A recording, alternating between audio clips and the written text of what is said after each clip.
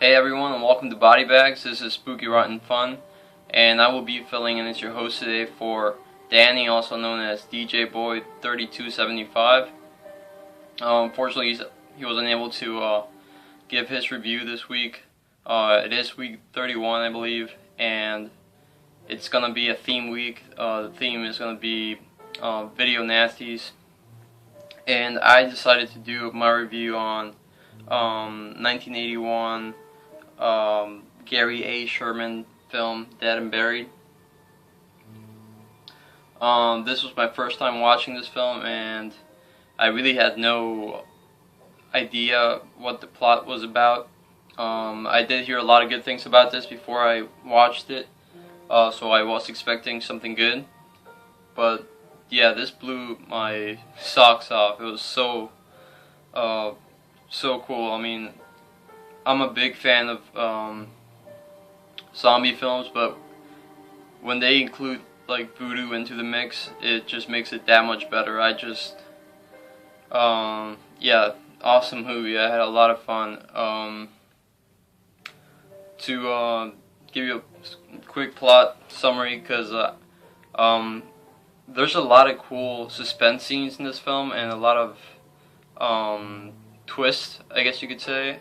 So I'm going to try my best not to spoil any of them, because I had a lot of fun watching them and kind of being surprised. So I'm going to be doing my best not to spoil any of those cool twists for those who haven't seen this yet. So the movie starts off with this photographer at this beach, and he's just taking pictures of birds and the waves crashing, and all that kind of stuff, and he sees this young hot girl just standing there like watching him, and she basically approaches him and flirts with him, and he ends up taking some pictures of her, and she takes her shirt off and she's like, you want to do me on the beach, and the guy's like, okay. And yeah, as soon as the guy's about to, get it on with the blonde, like a bunch of people come out of nowhere and basically start, beating him up with like sticks and crowbars and all kinds of stuff. And they tie him to a pole, and this other lady basically, after they pour gasoline on them, throws a match and they burn them alive. And then they kind of stage the murder as an accident, and also, like, while they're doing this, while he's being murdered, every single one of the people that's watching and participating is taking pictures as he's being murdered. Yeah, so after that, after they stage the murder as an accident, we get introduced to basically the main character of the film, who is the sheriff of this really small town, called Potter's Bluff. Yeah, that's the name of the town. It's a small, like, those small towns where people have lots of different jobs within the community and everybody knows each other, that kind of thing going on. And yeah, we get introduced to the main character, who's the sheriff of the town,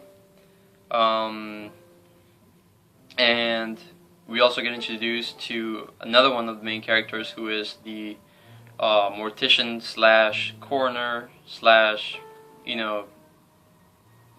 pathologist, all that stuff. And yeah, basically, the sheriff kind of sees that there's something a little strange about the accident, and they call this mortician to come pick the body up and stuff. But they soon find out that the body is actually not dead. He's extremely disfigured and on the verge of dying, but he's still alive. Um, so yeah, they're trying to find out his identity because they can't recognize him from his disfigured face from the burning. Um, and they yeah, the sheriff just does his job trying to find out who he was. He finds out that his wife actually knew him. Um, and she tells him that she was buying some cameras and stuff for her class because she's a teacher in like a middle school and yeah, he thinks there's something weird about his wife. I mean, it seems like she's lying or like hiding something, but you don't really know if it is or it's not. Yeah, so anyway, like after the first murder happens and he finds out the name of the person that was murdered or died in an accident or whatever, they another murder happens with a person from the town, I guess you could say, a drunk sailor, I guess, and the same thing happens. I mean, these people just sneak up on him, kill him, and take pictures while they do this. And they really disfigure him as well. They cut his throat, they stab him a bunch of times. And yeah, and again, the cop, doesn't understand why this is happening because it's such a small town. 2 murders is pretty weird. And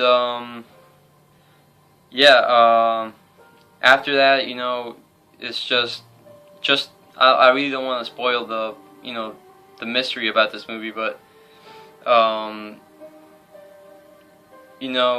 lot of characters that the sheriff knows and talks to on a regular basis are part of the group that's killing off these people in these ritualistic ways. And everybody, you kind of feel this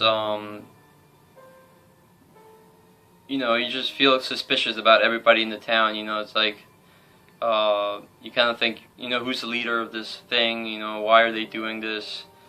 And you find out as the movie goes on that there's some type of witchcraft or voodoo going on, and by the end of the film you find out a lot of cool twists and very interesting turns that the movie takes that I personally didn't see coming at all, because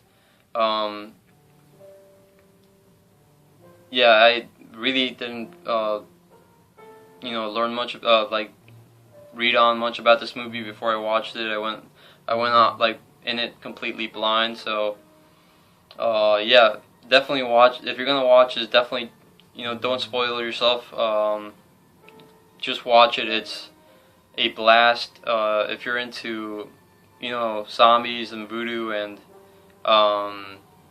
mystery, suspense, and good gore. 'Cause, I mean, this does have some pretty cool stuff. And from what I hear, this is a pretty low budget film. It also includes Robert Englund from Nightmare on Elm Street. He doesn't have a huge part in the movie, but he's in it, so it's pretty cool.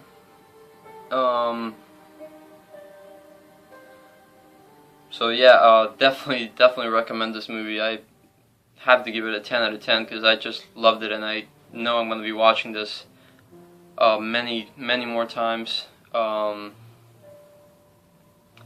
yeah, definitely recommend Dead and Buried, and that's my review for the 31st week of Body Bags, theme week for Video Nasties. Hope you guys enjoyed the review, and thanks for watching.